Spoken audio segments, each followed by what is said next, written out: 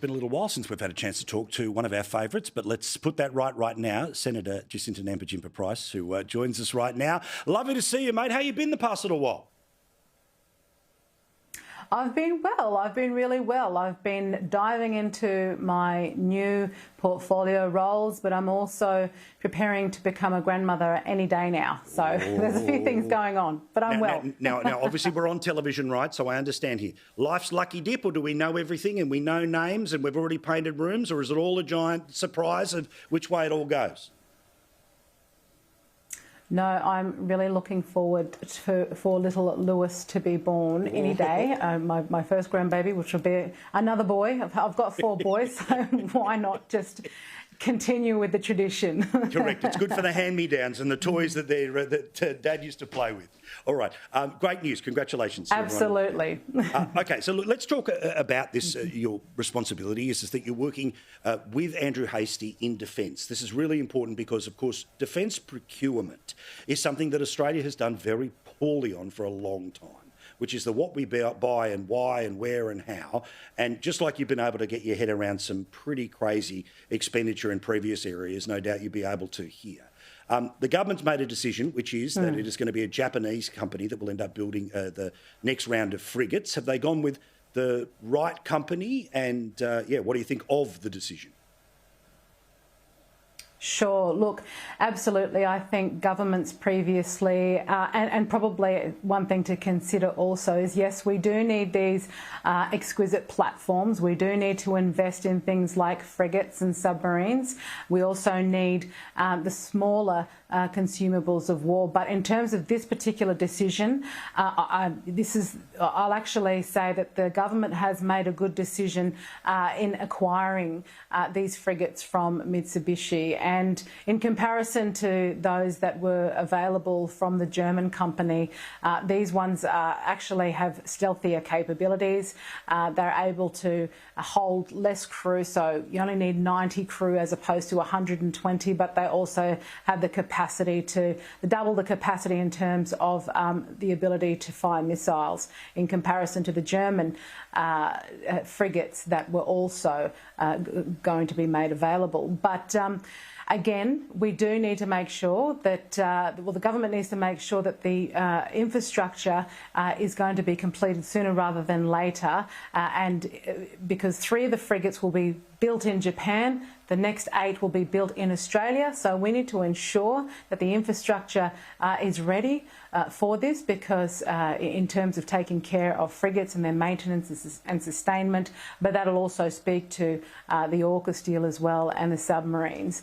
And we need to make sure that we're investing here for our own sovereign industrial capabilities, which, I've been speaking to a lot of small and medium-sized businesses in defence industry, and we need to make sure that we're investing right on shore, because there are some, as I've spoken to, that provide products to international, governments overseas,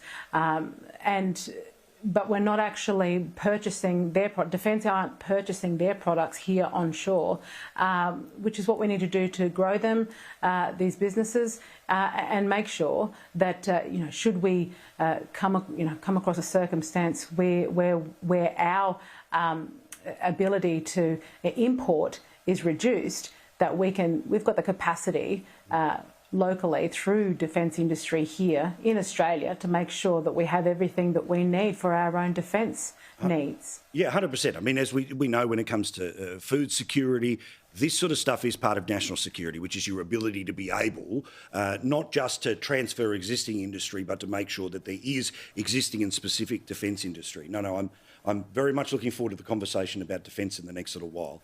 But also, while I've got you, we've had a bit of fun this week with the Racial Discrimination Commissioner, who was giving yet another one of those speeches in Canberra where the word racist was used about 482 times. Why? Because, of course, that's fundamentally what we are. And, of course, everyone needs to change and everything's systemic and all the rest of it. And then, of course, there was sort of, the reference to, yes, since October the 7th, there's been terrible events for the Jewish community, but then there's been Islamophobia, Palestinianophobia, Arabophobia, literally Surprise, surprise, sort of a balance that was very different. But let's get back to this central thing as to how he presented himself and how he was essentially cheered on by the home team in Canberra. I'm sorry, I get that there's racism in Australia, but the idea that all day, every day and everything needs to change just doesn't wash with most people. No, you can't roll all those issues into one. This is the failure of leadership that we have seen so much division in our country. It started, I think, with the referendum, but it also started soon after, on October 7, when we had pro-Palestinians on our streets who were celebrating the slaughter of innocent Israelis on that day, and a weak Prime Minister who failed to stand up and stamp out that behaviour immediately. And now this has snowballed. But what the Commissioner shouldn't be doing is suggesting that Islamophobia, that anti-Semitism and that Indigenous disadvantage all somehow are related to racism. No, we've got fundamental issues in our country, especially where you're seeing flags that represent terror organisations flying along the icon, which is the Sydney Harbour Bridge. And yet what concerns me deeply is that the Commissioner just wants to throw taxpayer money at what? Just coming up with a report of some kind, which is going to just basically espouse what action plans. No, the Prime Minister needs to get off his backside and act like a leader, and so does his government, to ensure that we aren't a country that supports terrorism, and this is where the problem is, and also suggesting that Indigenous Australians are somehow disadvantaged because of racism. No, we need to go to the source of these problems instead of glossing over it, using buzzwords and pretending like we care and throwing taxpayer dollars when we already know the answers to these issues. Well, and also when you hear the word systemic, right? Systemic's one of those, arts degree words, which is, it's behind every single corner, and the only way is to make sure that everyone who's currently in any position of power gets out of the way so we can step up. We all know what the code is here. All right, now before we go, I'm going to go back to where we started, which was back to the personal news. Have you worked out what you want to be called by your grandson? Have we worked this out yet? Am I allowed to ask on telly? Of course.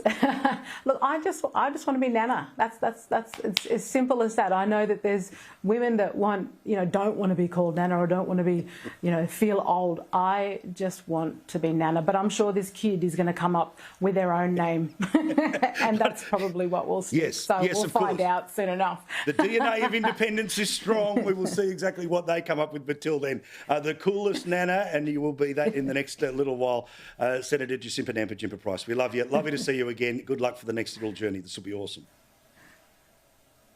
Thank you. So, yeah, she's the best, isn't she?